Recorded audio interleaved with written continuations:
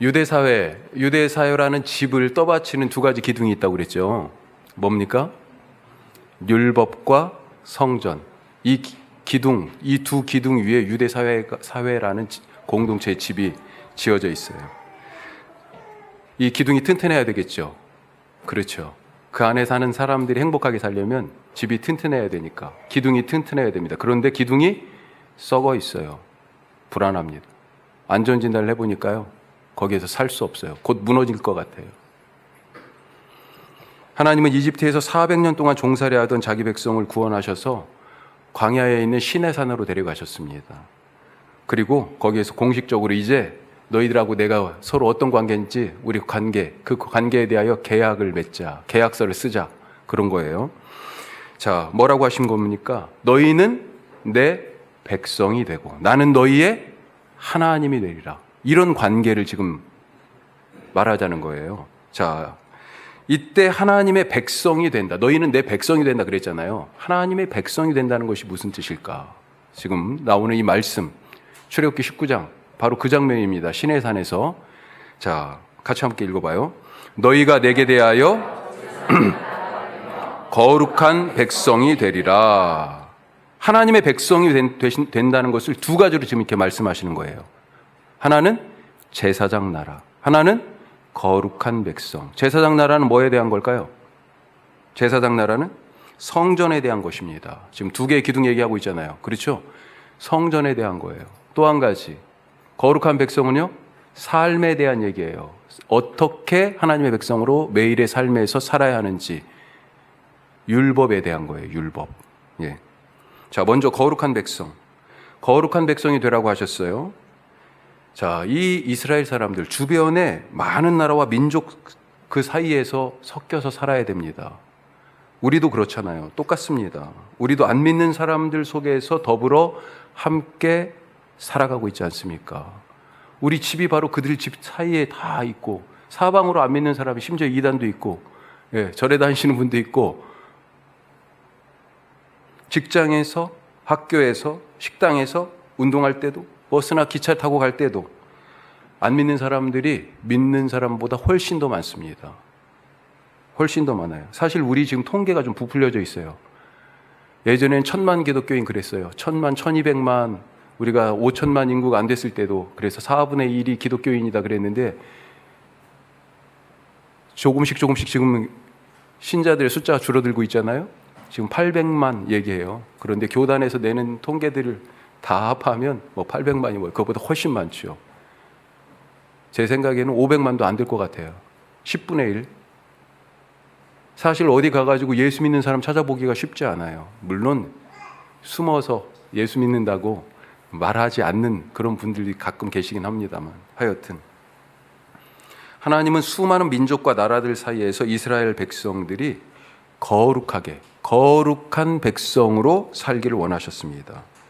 그래서 이집트에서 구원하신 거예요. 왜? 이집트의 방식대로 살지 말아라. 자, 인도하셔서 광야를 지나 어디로 데려가세요? 약속하신 땅 가나안에 데려가시죠. 그런데 거기서도요, 가나안에 이미 살고 있는 사람들의 방식대로 살지 말아라. 그렇게 말씀하시는 겁니다. 그들의 신도 섬기지 말고 그들의 풍습도 따라하지 마라. 그러면 너희에게 준 그 땅을 잃는다, 죽는다 말씀하신 것입니다.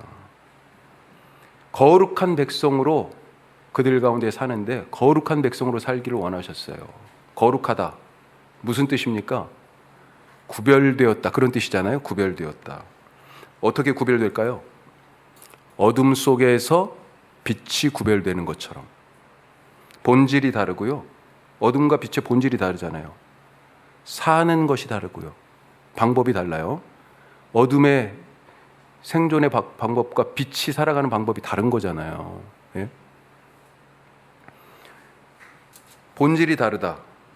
먼저 하나님의 백성, 하나님의 자녀라는 정체성을 가져야 된다라고 하는 것입니다. 너는 누구 자식이냐라고 하는 거예요. 예? 그러면 뭐라고 대답합니까? 나는 하나님 아들이요, 하나님 딸이요, 이렇게 대답할 수 있어야 한다는 거예요. 하나님이 내 아버지가 되시는 것. 세상 사람들은 뭐예요? 누가 아버지입니까? 하나님의 아버지예요? 아니잖아요. 심지어 유대인들에게 예수님이 뭐라고 그러셨어요? 너희 아비 마귀는, 이렇게 말씀하셨어요. 하나님의 아버지이신 줄 몰라요. 정체성이 없어. 하나님의 자녀로서의 빛으로서의 정체성이 있어야 돼요. 어둠 속에 살려면 하나님의 자녀로서 정체성이 있어야 세상 속에서 그 모습대로 살아갈 수 있는, 구별되어 살아갈 수 있는 것입니다. 거룩하게. 자, 또 사는 방법이 다르다고 그랬어요. 하나님 자녀이니 어떻게 살아가야 됩니까? 아버지 하나님의 뜻을 따라서. 자, 그래서 하나님은 자기 백성들에게 세상 사람들하고 다르게 하나님의 자녀의 정체성을 가지고 살아가는 방법을 쭉 말씀해 주신 겁니다. 그래야 구별된, 그래야 거룩한 백성이 될 수 있으니까. 자, 그 말씀이 뭐예요? 그게 바로 율법이라고 불려지는 말씀 묶음인 거죠. 어떤 내용들이 들어있습니까? 너무 잘 알죠? 십계명을 비롯한 그런 계명들, 안식일과 절기에 대한 말씀들, 그것을 통해서 하나님과 함께. 안식일과 절기가 뭐예요? 안식일은 7일마다 하나님처럼 쉬는 거예요. 하나님이 쉬셨으니 우리도 쉬는 겁니다. 하나님하고 리듬을 맞추는 거예요. 절기도 마찬가지예요. 절기가 바로 우리가 지금 추석 명절 맞이했지만 이게 리듬 타는 거잖아요. 리듬 타는 거. 이 리듬을 타면서 그 다음 챕터로 넘어가는 거잖아요. 그렇죠. 하나님과 함께 그렇게 발맞춰 리듬을 타라고 하십니다. 또 어떤 말씀들이 있었어요? 율법에 죄와 부정을 씻는 그런 정결의 법, 이런 것들을 주셨죠. 하여튼 이것보다 더 많은데, 자, 이 모든 것들을 다 이 하나님의 백성으로 사는 법, 이 율법, 이것을 요약하니까 뭐라고 얘기할 수 있습니까? 하나님을 사랑하고 이웃을 사랑하는 매일의 삶을 우리에게 부탁하신 거죠. 자, 그런데 이 약속이 깨져버렸어요. 이 약속이 깨져버렸습니다. 하나님은 그대로인데 이스라엘 백성들이 우리는 그 말씀 없어도 살 수 있어. 그 말씀 없이 사는 것이 더 성공적인 삶인 것 같은데, 더 잘 사는 삶인 것 같은데, 하나님의 말씀을 지키지 않아요. 거부했어요. 불순종합니다. 그래서 약속이 깨져버렸습니다. 유대 사회를 지탱하던 기둥 하나가 썩어버린 것입니다. 지붕이 지금 주저앉으려고 그래요. 예? 자, 그것을 말해주는 것이 오늘 우리가 요한복음 2장 말씀 읽었는데 2장 13절부터 읽었잖아요. 그 앞에 있는 말씀이 뭐예요? 2장 첫머리에 나오는 말씀이 가나에서의 혼인잔치, 잔치에 포도주가 떨어져 버린 거잖아요. 그걸 예수님이 그 잔치의 그 문제를 해결하셨죠. 포도주를 만드셔서. 이 이야기가 요한복음에, 다른 복음서에는 없어요. 나오는 이유가 바로 이것입니다. 이 가나의 혼인잔치에 시들해진, 포도주가 떨어져서 시들해진 이 상황. 그런데 이 집에는 뭐가 있었어요? 6개의 정결의 물을 담은 돌 항아리가 있었습니다. 이것이 뭘 뜻해요? 율법을 뜻합니다. 율법. 이 돌 항아리가. 이 돌 항아리로는 막장으로 치닫고 있는 이 잔치를 어떻게 할 수 없다는 것입니다. 무능력하다는 거예요. 사람들의 문제를 해결하기에 이미 깨져버린 옛 언약은 무능력하다는 거예요. 그때 예수님이 이 항아리에 물을 가득 담아서 어떻게 하셨어요? 물을 포도주로 바꾸셨잖아요. 죽은 잔치를 다시 살려내셨습니다. 근심이요. 방금 근심이 찾아와서 야, 이제 이거 잔치 끝났어. 이거 어떻게 해? 포도주가 떨어졌어. 방법이 없어.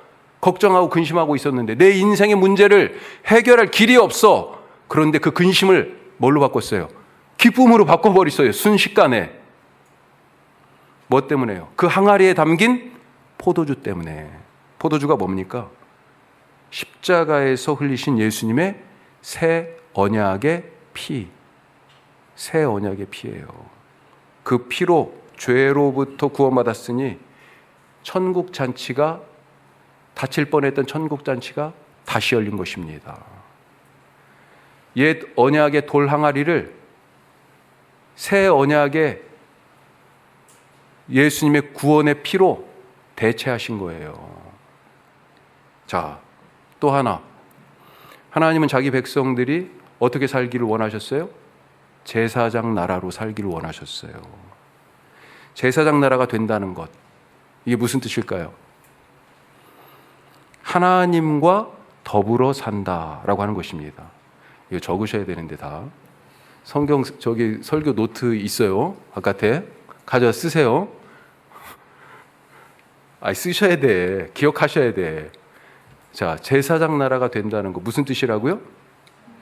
네, 하나님과 더불어 산다는 뜻이에요. 예? 출애굽한 이스라엘 백성들이 광야에서 어떻게 살았습니까? 텐트 치고 살았습니다. 그게 그들의 집이었어요. 그런데 하나님 뭐라고 말씀하십니까? 야, 나도 너희들하고 같이 살아야 되겠다. 왜요? 이제 너희는 내 백성이 되고 나는 너희의 하나님이 되셨으니. 예전에는 신의 산에 임재하셨어. 거기서 십계명 말씀도 주시고 그랬잖아요. 그런데 이 말씀들 쭉 하시다가 나 너희들하고 같이 살 거야. 하나님이 그러신 겁니다. 그러면서 내가 살 텐트도 하나 지어. 그게 뭐예요? 성막입니다. 성막이에요. 나중에 이스라엘이 가나안 땅에 정착하고 나서 다들 이제 집 짓고 살았잖아요. 그래서 솔로몬이 그 성막 대신에 하나님을 위해서도 건물을 지은 거죠. 성전을. 자, 그러니까 성전의 뜻이 뭡니까? 하나님이 우리 가운데 함께 계시는 거예요. 하나님의 임재예요. 하나님이 우리와 함께 사시는 것이 성전의 본질입니다. 함께 살면서 뭐 합니까? 이걸 뭐 성전의 기능이라고 얘기할 수 있겠죠. 자, 거기에 일하는 사람들이 세워졌어요. 뭐예요? 누구예요? 제사장들. 자, 함께 살면서 뭐예요? 잔치하고 교제합니다. 잔치가 있어요. 교제가 있어요. 무슨 말이에요? 성전에서 제사 드리잖아요. 예배하잖아요. 이 성전의 제사, 이 예배의 본질이 뭐냐? 잔치와 교제라는 것입니다. 이거 다 기억할 수 있어요. 써야 된다니까. 예. 예. 잔치와 교제예요. 예배의 본질이. 자, 왜 잔치입니까? 구약 제사 한번 잘 생각해 보세요. 구약 제사의 이 행위들 크게 두 가지로 볼 수 있어요. 뭐예요? 하나는 죽는 겁니다. 죽는 거. 죽어야 돼. 그래야 예배가 돼요. 짐승이 죽어야 돼. 피를 흘려야 돼요. 자, 또 한 가지는 뭐예요? 먹는 겁니다. 먹는 거예요. 죽는 것과 먹는 거. 이 먹는 걸 다른 말로 얘기하면 뭐예요? 먹어야 살지요. 사는 겁니다. 죽는 것과 사는 것이 이 구약 제사 예배에 들어가 있어요. 짐승의 희생과 그리고 그것을 먹고 사는 것. 자, 먹는데 먹으니까 뭐예요? 잔치잖아요. 혼자 먹어요? 나눠 먹습니다. 이 예배에 하나님 몫이 있어요. 하나님께 가장 좋은 것을 드려요. 짐승의 가장 좋은 것.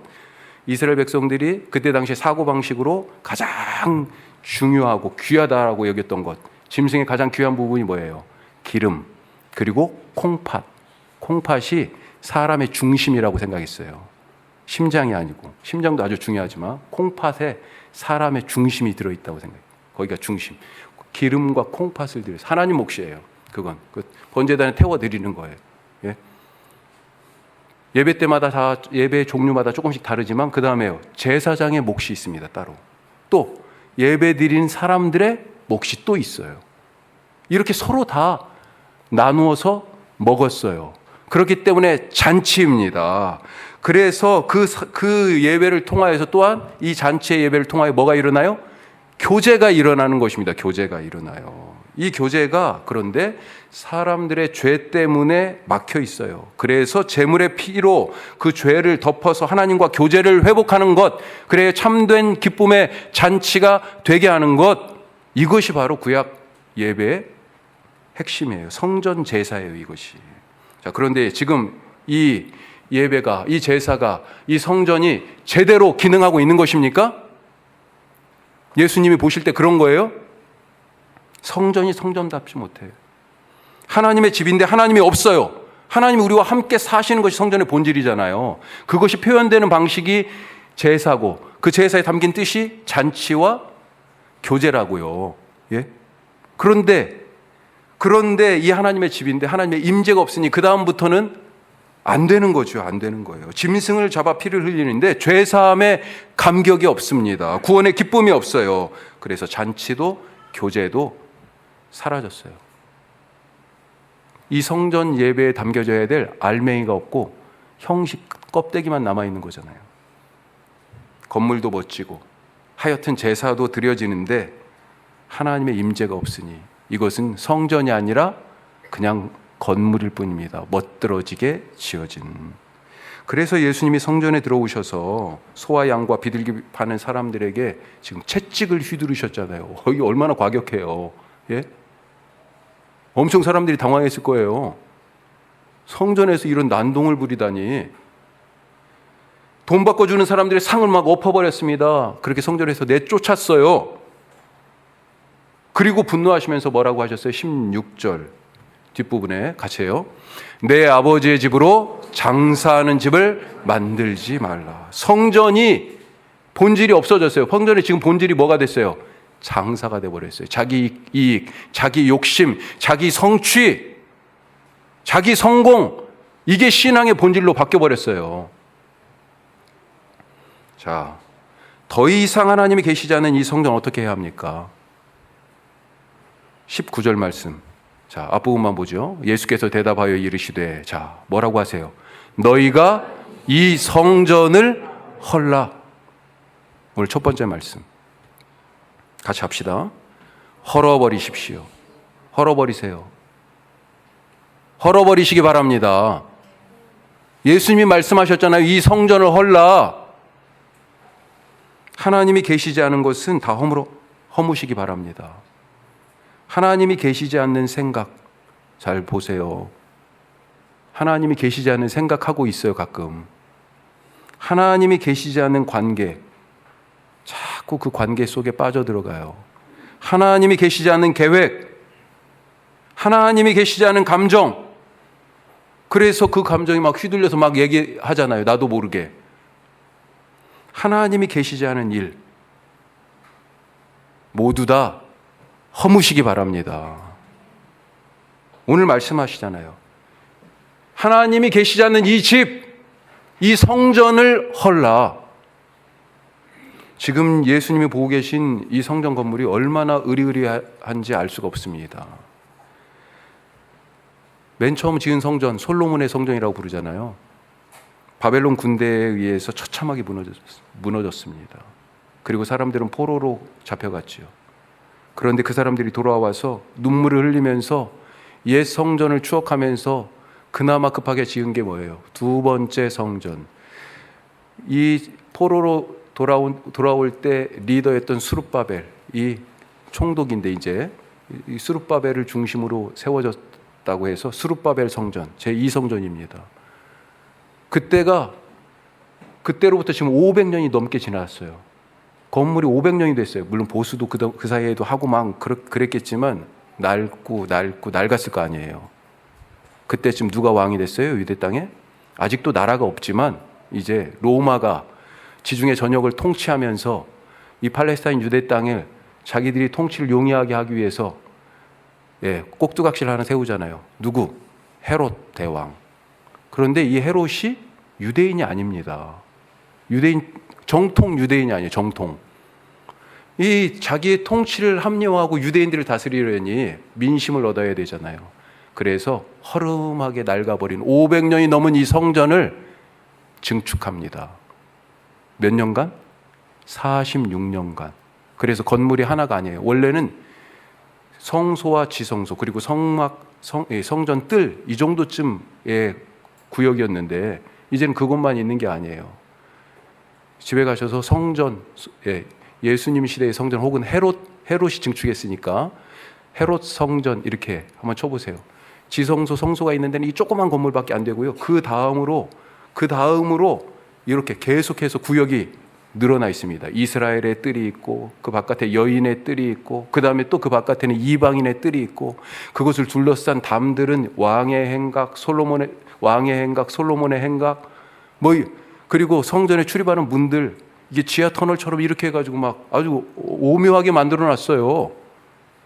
그 건물들이 다 연결되어서 지금 하나의 성전, 바울도 그래가지고 너희가 서로 건물로 지어져서 하나의 성전으로 지어져 간다. 에베소서에서 성전을 그렇게 얘기하는데 바로 그런 뜻에서 헤롯 성전이 모델인 거예요. 그런 얘기에.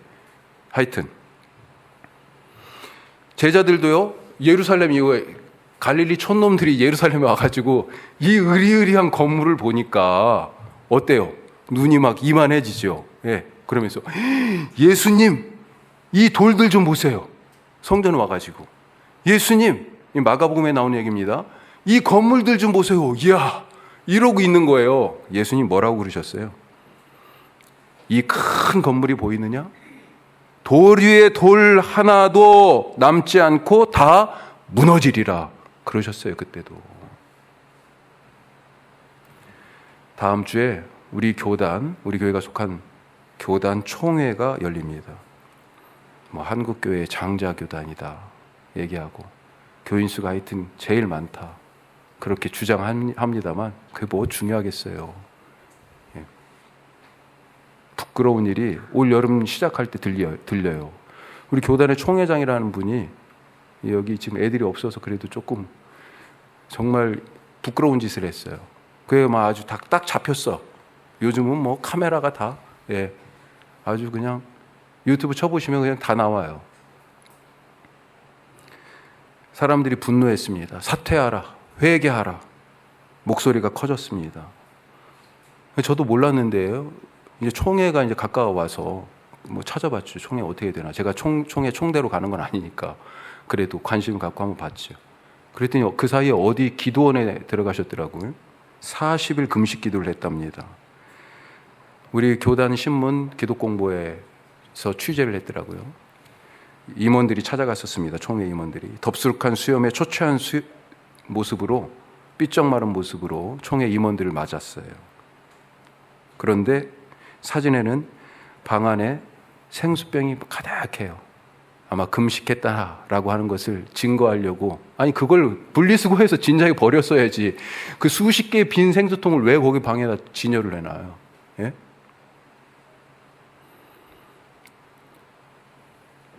총회 참석할 거냐? 우선 총회 참석이 안 된다. 사퇴는 자꾸 대답도 잘 안 하니까. 총회 참석할 거냐? 거취를 묻는 질문에 이렇게 대답하더라고요. 교단 어른들하고 상의해 보겠다. 아니 그동안 40일간 무슨 기도를 한 겁니까? 예? 무너지지 않으려고, 명예를 지키려고 애를 쓰는 것 같아요. 하지만 기억하시기 바랍니다. 내가 허물지 않으면 예수님이 허무시고요. 내가 지키겠다고 움켜쥐면 예수님이 빼앗으십니다. 이번 총회가 지금 추석 지난 다음 주부터 있어요. 그런데 놀랄 만한 일. 지난 총회 그 명성교회 세습의 문제를 법적으로 총회 결의로 용인해 준, 총회 법이 있는데도 그것을 넘어서서 용인해 주는데 앞장섰던 게 바로 이 총회장이에요. 그런데 이번에 어떤 청원이 올라갔냐면 아예 목회 세습 금지 법을 없애버리자. 제가 여러분들한테는 말씀 따로 안 드렸는데 9월 첫째 주가 우리 교단의 총회 주일입니다. 총회 헌금을 하고, 우리 교회는 따로 총회 헌금을 하지는 않았습니다만 예산에서 헌금을 보냈었어요. 그런데 작년부터 제가 안 보냅니다. 기도해 주시기 바랍니다. 예수님이 지금 이 으리으리한, 교인 수가 한국에서 제일 많아? 그 교단이? 그렇게 으리으리한 건물들, 그렇게 몇만 명이나 되는 교인들이 있어?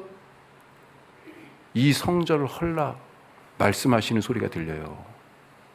두 번째, 예수님이 세우십니다. 예수님이 세우세요. 자, 19절 말씀 한번 보시죠. 19절.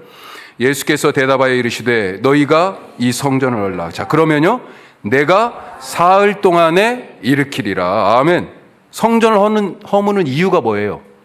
다시 짓기 위해서입니다. 다시 짓기 위해서. 제 역할을 못하니까, 제 기능을 못하니까. 사흘 동안에, 그것도 예수님이 사흘 동안에 내가 짓겠다, 사흘이면 된다 말씀하세요. 사람들이 깜짝 놀라죠. 이게 무슨 말이에요? 당신 지금 미쳤어? 그러는 거예요. 말장난하냐고. 이 성전을 지금 46년간 지었는데, 이렇게 확장했는데 3일 만에 성전을 다시 짓는다라고 하는 것이 무슨 뜻입니까? 21절에 명확하게 나와 있잖아요. 자, 21절 같이 해요. 그러나 예수는 성전된 자기 육체를 가리켜 말씀하신 것이라. 우리 아까 세빈이가 읽을 때는 성전인 자기의 몸이라고 읽었어요. 예수님의 몸. 이 당시 제자들도 3일 만에 예수님이 다시 성전을 짓겠다 하신 이 말씀이 무슨 말인지 몰랐어요. 그런데 나중에 언제 알았어요? 부활하시고 나서. 22절에 그렇게 돼 있잖아요. 뭐라고 돼 있어요? 죽은 자 가운데서 살아나신 후에야 제자들이 이때 하신 말씀을 기억하고 성경과 예수께서 하신 그 말씀을 믿었다. 그렇죠. 맞아요. 예수님이 그때 이것을 바로 새 성전을 세우려고 하셨구나. 새 성전이 그렇게 세워졌구나. 부활하신 후에야 알게 됐어요. 예수님이 3일 만에 짓겠다고 하신 이 새로운 성전 무엇입니까? 바로 부활하신 예수님의 몸이에요.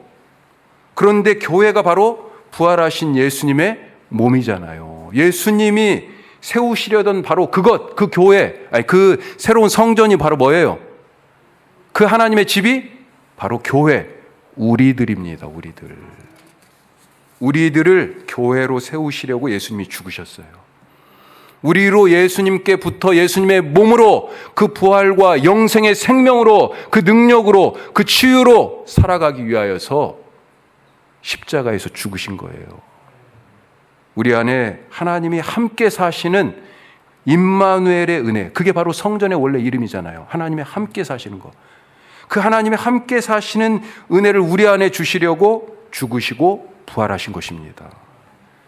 예수님이 세우시려던 건 뭐예요? 건물이 아니라 예수님의 몸. 건물이 아니라 바로 예수님을 주와 그리스도로 고백하는 믿음을 가진 우리. 바로 교회를 세우시려고 하신 거예요. 요즘 낮에 혼자 교회에 있다 보면 이게 엘리베이터 딱 올라오는 소리 들려요.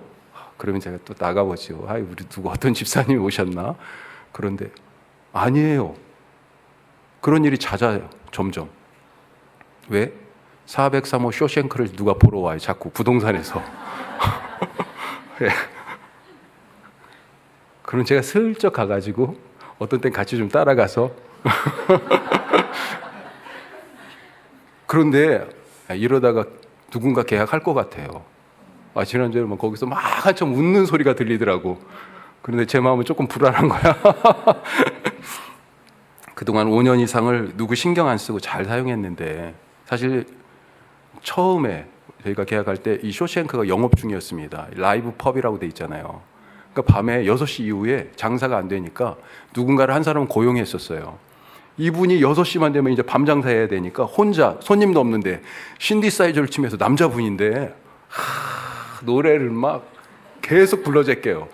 금요일이나 수요일 같은 경우 저녁에 이제 말씀 막 준비 마지막이 다시 또 원고도 보고 다시 막 그러고 있는데 거기서 노래 부르고 막 그러고 있으면 이게 또 가벽이어서 소리가 다 들려요.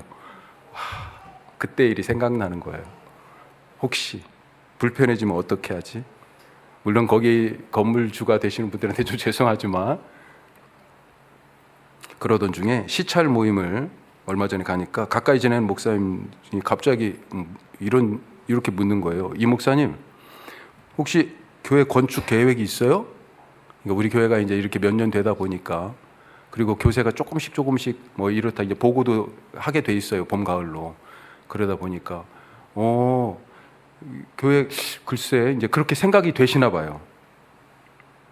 당연히 예배하고 사역할 공간이 필요하죠. 불편함 없이. 하지만 오늘 말씀을 통해서 깨닫게 됩니다. 진짜 집중해야 할 것, 진짜 중요한 것은 건물이 아니라 예수님의 몸, 바로 교회로 함께 지어져 가는 것이다. 어떻게 부활하신 예수님의 몸으로 그러면 세워질 수 있습니까? 십자가의 희생 없이 부활의 몸이 없잖아요. 죽지 않으면 부활을 꿈도 꾸지 마시기 바랍니다. 교회가 될 수 없어요. 예수님이 오늘 성전을 보고 뭐라고 말씀하셨습니까? 이 성전, 이 건물, 이 으리으리한 돌들, 돌 위에 돌 하나도 남지 않을 거다. 이 성전을 헐어버려라. 거기에 구원의 기쁨의 잔치도 없고, 거기에 서로를 향한 사랑의 교제도 없고, 거기에 하나님의 임재의 성령의 역사하심도 없는데, 이건 성전이 아니야. 오히려 뭐예요? 우상이 돼버렸어요, 이 건물이. 성전을 차라리 헐어버려라, 이 건물을. 오늘 하나님 없는 모든 것을 헐라 말씀하십니다. 그 다음에는요? 이걸 헐면 왜 못 허물어요? 그동안 내가 쌓았는데, 여기에 내 인생의 모두가 담겨져 있는데, 이거 없으면 내가 아닌데, 나는 못 사는데, 그래서 못 허물어요? 그 다음은 어떻게 하세요? 허물면 예수님이 하십니다. 내가 하는 게 아니에요. 내가 사흘 동안에 일으키리라. 누가요? 내가, 예수님이 말씀하셨어요.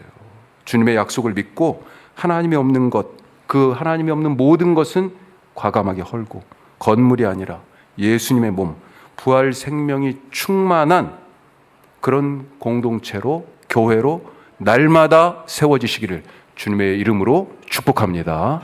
기도하겠습니다.